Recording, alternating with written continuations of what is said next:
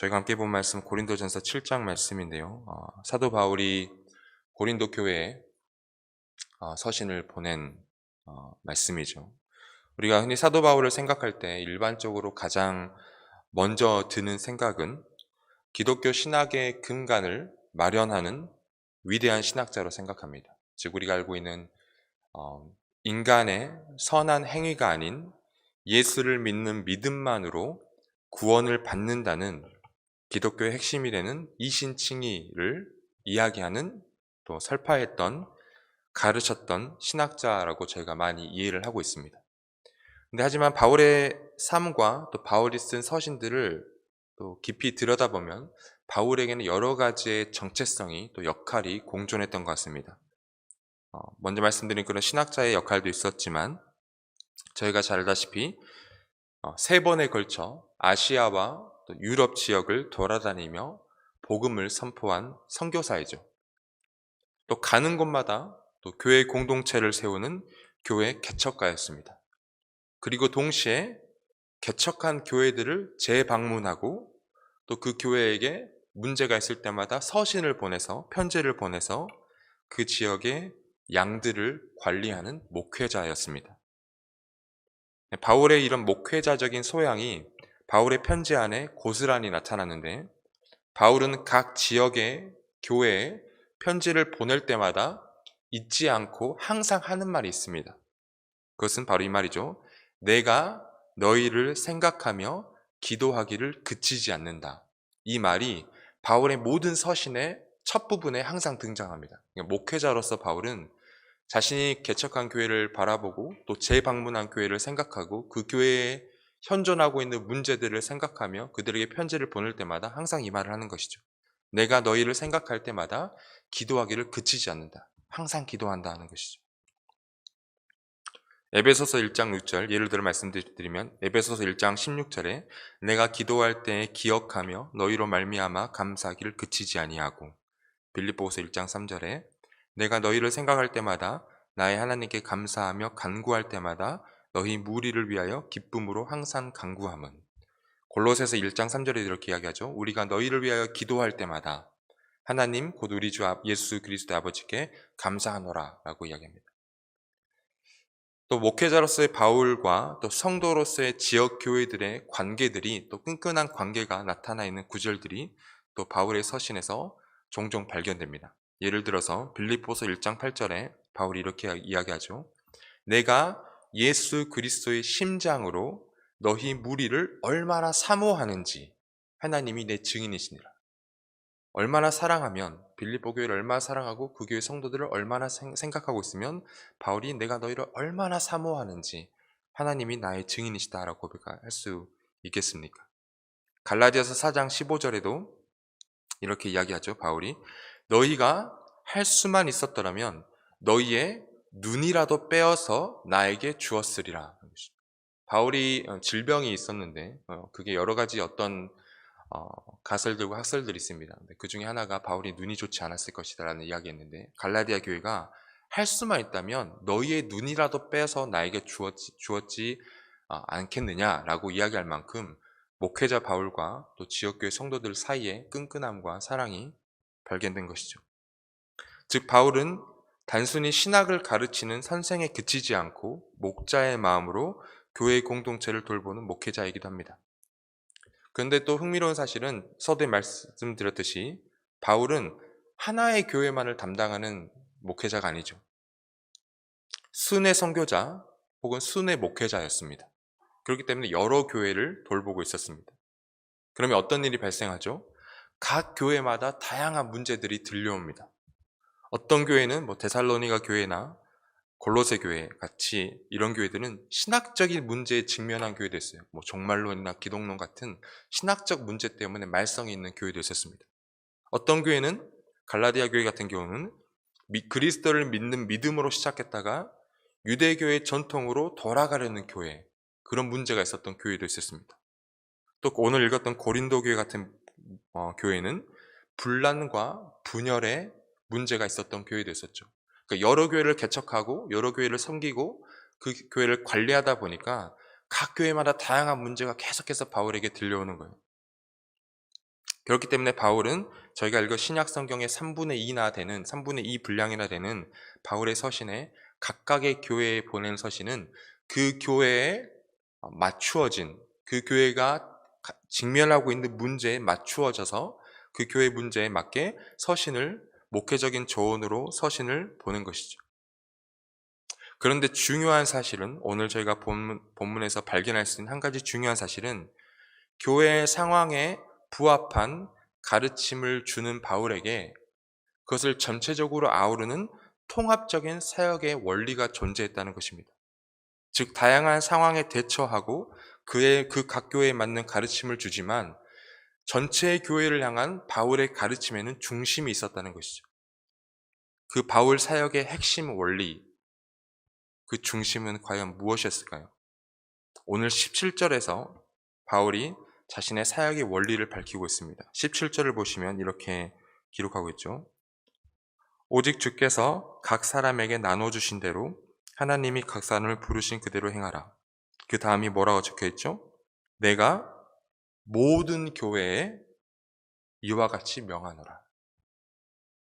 내가 모든 교회에, 각 교회마다 문제가 있고 그 교회마다 각각의 부합한 상황으로 조언을 하고 서신을 보내지만 내가 모든 교회에 동일하게 명하고 동일하게 가르치는 가르침이 있는데, 그것은 바로 각 사람이 부르신 그대로, 하나님이 각 사람에게 나눠주신 대로, 부르신 대로 하나님과 함께 거하라는 것이 바울의 통합적인 사역의 원리였습니다. 이 말을 오늘 본문에서도 3번이나 하고 있죠. 17절에도 한 번 하고 있고요. 20절을 보시면 각 사람은 부르심을 받은 그 부르심 그대로 지내라 라고 이야기합니다. 24절에도, 마지막 절에도 이야기하죠. 형제들아, 너희는 각각 부르심을 받은 그대로 하나님과 함께 거하라. 오늘 본문, 이 짧은 본문에도 3번이나 이야기하고 있습니다. 즉, 교회마다 다양한 문제와 상황이 존재하지만 바울의 중심을 잡아주는 사역의 원리는 바로 하나님이 각 사람을 부르신 그대로 행하는 것입니다. 그런데 이 부르심은 우리가 보통 교회에서 자주 이야기하는 어떤 거대한, 어떤 거시적인 부르심이 아닙니다. 하나님이 당신을 부르셨고 어떤 사역이나 사명, 소명, 이와 같은 부르심이 아닙니다. 사실은 오늘 바울이 말하고 있는 이 부르심은 컨텍스트를 보면 매우 실제적이고 매우 세밀하고 매우 각 사람의 상황에 맞닿아 있는 부르심입니다. 오늘 함께 읽은 이 본문 말씀의 7장, 8장의 컨텍스트를 보면 바울은 고린도 교회의 구성원 간의 갈등의 문제를 다루고 있습니다.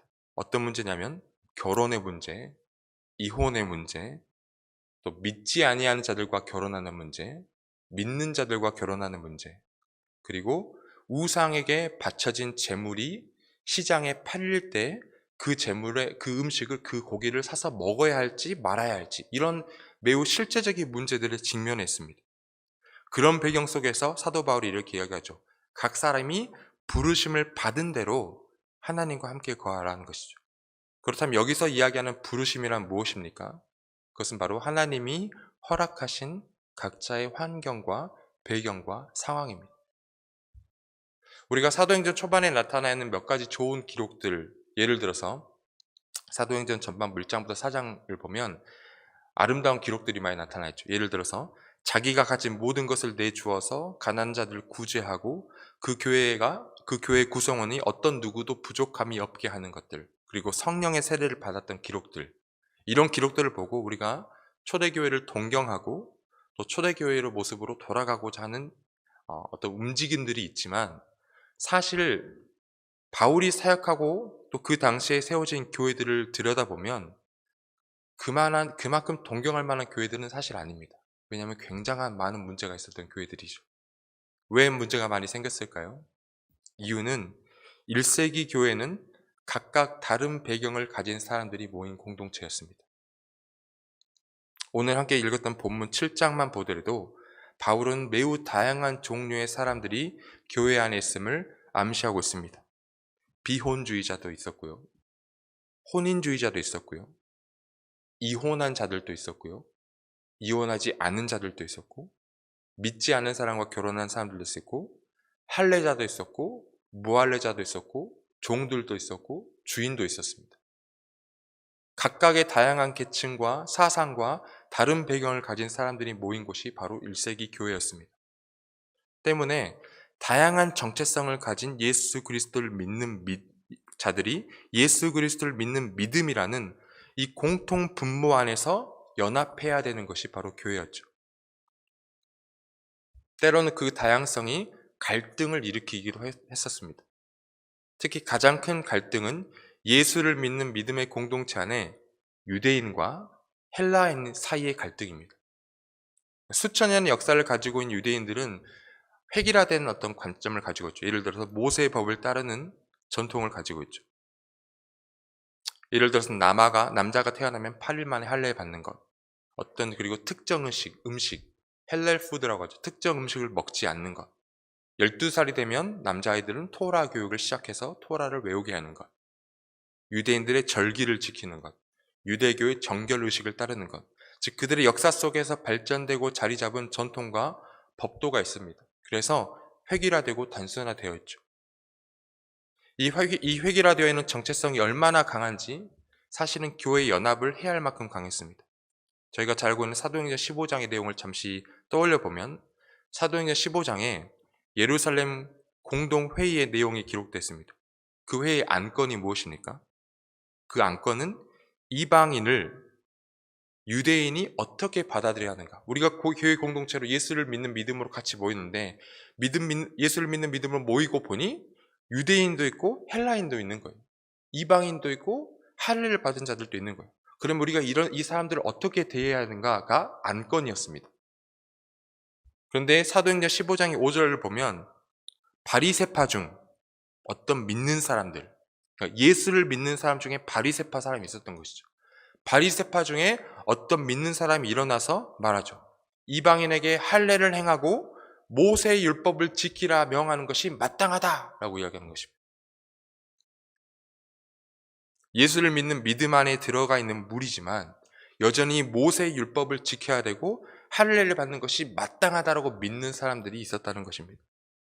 그렇게 정체성이 너무나도 뚜렷한 사람들이 있기 때문에 다양성은 갈등을 불러 일으켰었습니다.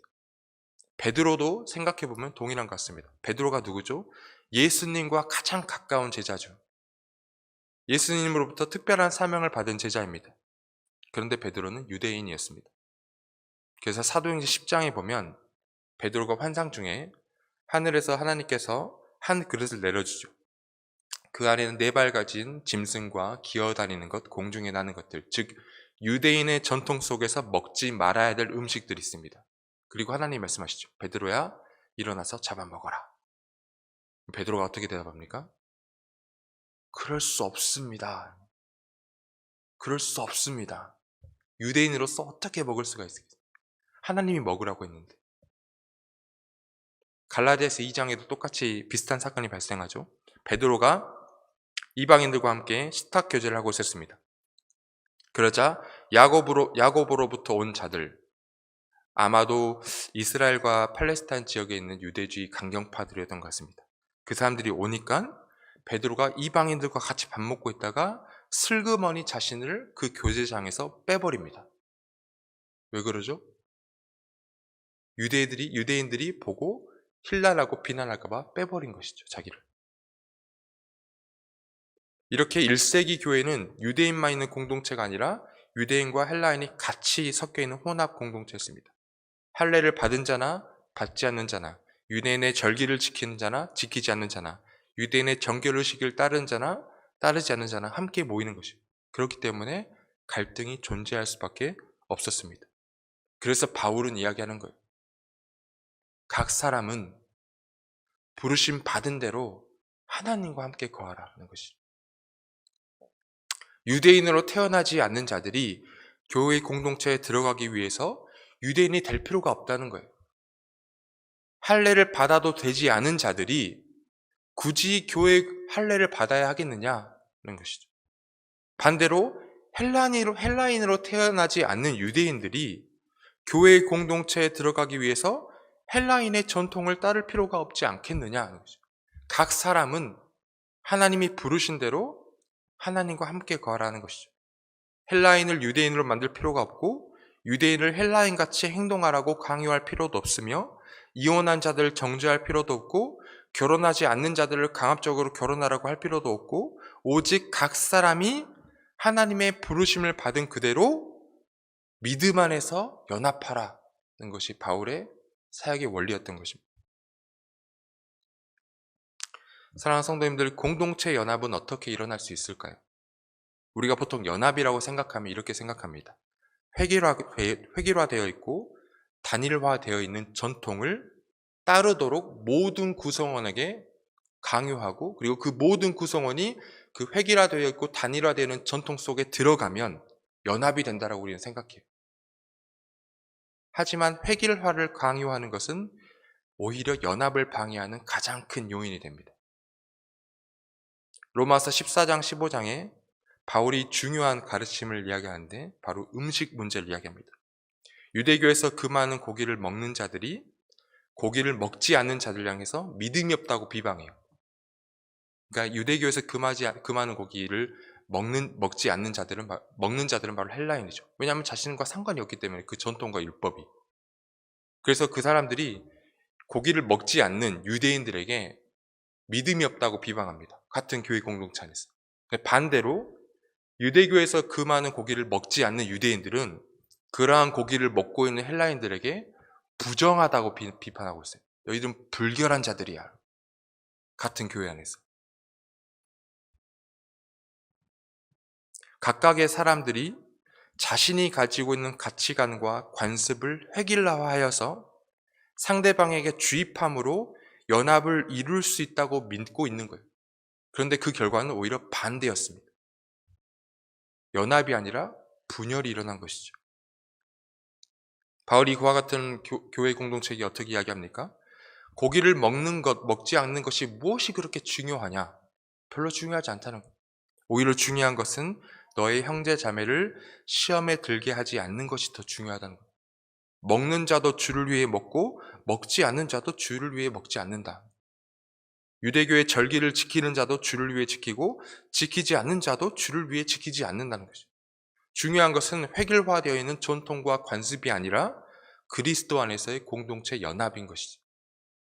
그렇게 이야기하고 있는 것입니다. 사랑하는 성도님들, 공동체 연합은 획일성을 주장할 때 일어나는 것이 아닙니다. 도리어 다양성을 존중할 때, 그리고 그 다양성을 오히려 포괄하는 하나님의 부르심이라는 공통의 비전이 존재할 때 공동체는 연합을 이뤄낼 수 있는 거예요. 사실 이와 같은 가르침을 바울이 말하고 있다는 사실이 매우 충격적입니다. 왜 그러죠? 바울은 유대인 중에 유대인입니다.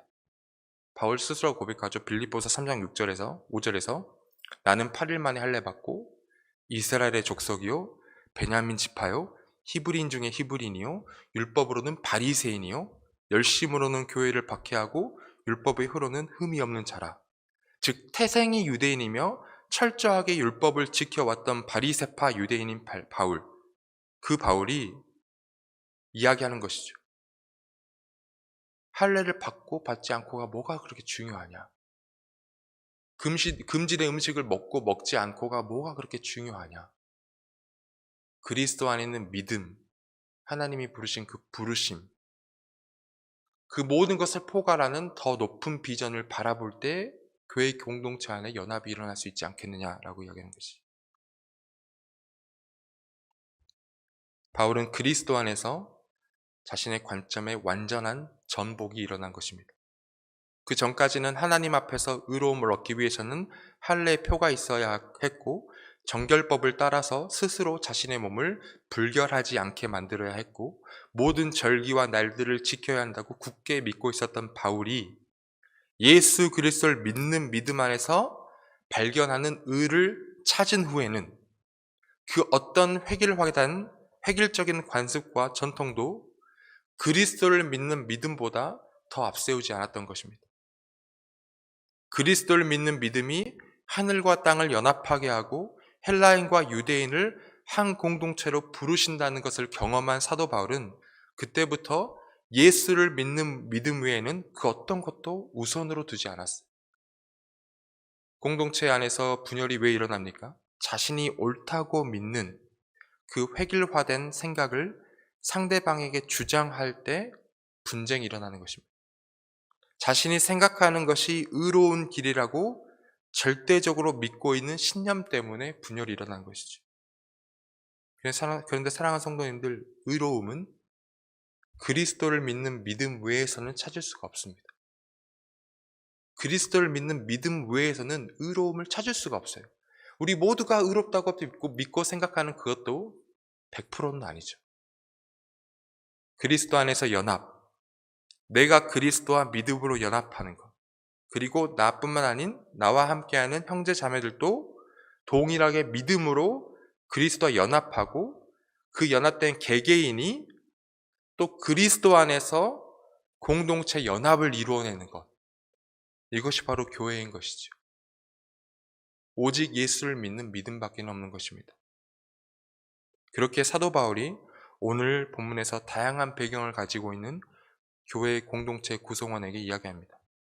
서로의 정체성을 상대방에게 주장하지 말고 각 사람이 부르심 받은 대로 믿음으로 하나님과 함께 거하라. 그럴 때에만 믿음 안에서 공동체 연합이 이루어질 수 있다는 것입니다. 사랑하는 성도님들, 우리도 교회 공동체로 부르심을 받았습니다. 제가 사랑하는 교회에서 사역하면서 경험하고 느끼고 보고 깨달은 것은 우리 모든 교회 성도님들은 교회 연합을 바라고 있다는 것입니다. 그 어느 누구도 분열을 원하는 분은 없는 줄로 믿습니다. 그리고 없는 것으로 제가 보고 경험하였습니다. 그렇다면 그 공동체 교회 연합은 어떻게 이루어낼 수 있을까요? 획일적인 가치관과 전통일까요? 오늘 성경의 교훈에 따르면 오히려 획일적인 전통은 교회의 분열을 가져옵니다. 왜냐하면 우리의 삶의 배경이 모두 다르기 때문이에요. 그 어느 누구도 그 전통에 자신을 온전히 끼워 맞추지 못하기 때문입니다. 그렇다면 유일한 길은 예수 그리스도 안에서 공동체로 부름받았다는 믿음뿐입니다. 그리고 사도 바울이 고백한 것처럼 나의 그 어떠한 경험도 지식도 삶의 배경도 그리스도를 믿는 믿음보다 앞설 수 없다는 겸손함이 우리 안에 존재할 때 참된 연합은 이루어지는 것입니다. 우리 교회만 봐도 많은 구성원들이 있죠. 그렇죠? 그리고 각각의 사회적인 위치도 다르고 처한 상황도 다릅니다. 어떤 분들은 캐나다에 정착한 지 40년이 되신 분들도 계시고요. 어떤 분들은 이제 막 오신 분, 3년 되신 분, 2년 되신 분도 있습니다. 살아온 배경도 다르고 살아온 시대도 다릅니다. 그리고 현재라는 동일한 시점을 살아가지만 또 이 현재라는 시점에서 각각의 삶이 다릅니다. 이 다양성이 어떻게 연합을 이룰 수 있을까요? 그것은 우리를 그리스도 안에서 교회로 불렀다는 더 큰 비전을 바라볼 때만 이루어질 수 있는 것입니다. 교회 안에 다양한 세대가 존재합니다. 어린 세대가 있고요, 젊은 세대가 있고, 그리고 인생의 경험이 많으신 세대가 있습니다. 서로의 관점이 다르고 생각이 다르죠.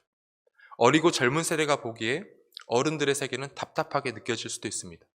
어른들의 세계가 보기에 어린 세대는 철이 없고 치기 어리다고 생각할 수도 있습니다. 우리 교회 안에도 다양한 문화가 존재하죠. 한인 문화가 있고 또 캐나다 문화가 동시에 공존하고 있습니다.